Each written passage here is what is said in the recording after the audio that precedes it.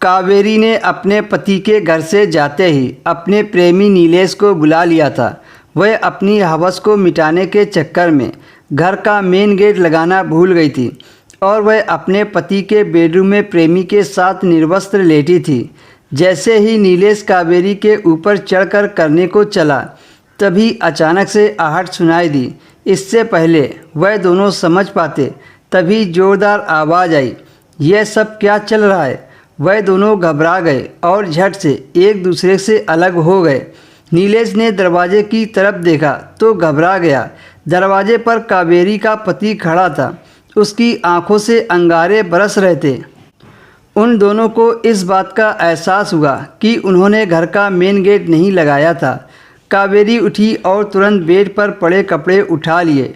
नीलेश ने भी अपने कपड़े उठाए, मगर नीरज ने उसे पहनने नहीं दिए।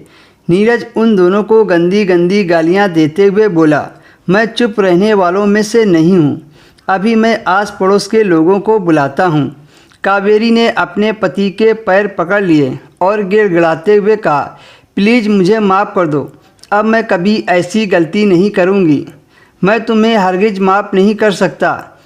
तुम तो कहती थी कि मैं कभी पराये मर्द को अपना बदन छूने नहीं दूंगी। फिर नीलेश के साथ क्या कर रही थी?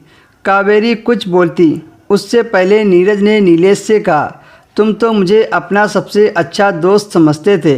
यही है तुम्हारी दोस्ती? दोस्त की बीवी के साथ रंगरलियां मनाते हो। मैं तुम्हें कभी माफ़ नहीं करूँगा। फ़ोन करके मैं तुम्हारी पत्नी को बुलाता हूँ। उसे भी तो पता चले कि उसका पति कितना घटिया है, दूसरे की पत्नी के साथ हम बिस्तरी करता है।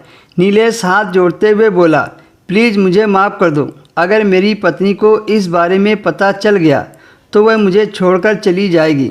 मैं कसम खाता हूँ कि मैं कावेरी के साथ संबंध नहीं बनाऊँगा। नीलेश के गिड़गिड़ाने से नीरज को कोई असर नहीं पड़ा और उसने नीलेश की पत्नी को बुलाकर सब कुछ बता दिया, जिससे नीलेश की पत्नी ने उसे छोड़ दिया और नीरज ने कावेरी को अपने घर से निकाल दिया।